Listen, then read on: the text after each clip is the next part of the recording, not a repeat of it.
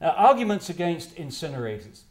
They generate a toxic ash which is poorly handled in the United States. They generate toxic air emissions which are poorly monitored in the United States. They are extremely expensive and a poor investment for our children. They are very unpopular with the public and pushed into communities often undemocratically. And incineration is simply not sustainable. And there are better alternatives which are. I got involved in this issue in 1985. And between 1985 and 1995, over 300 incinerator proposals were defeated by citizens groups like yourselves. In those days, California wanted to build 35 incinerators. They only got 3.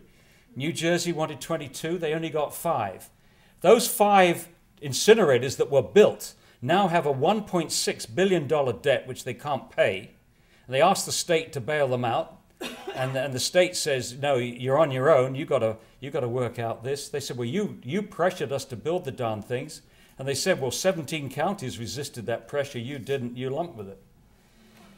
Since 1995, no new trash incinerator of any significance has been built. And it isn't just environmental reasons. It's economics. They're an economic disaster. And unfortunately, the huge economic costs are hidden from the public. The public do not find out how much they're paying for these darn things until it's too late.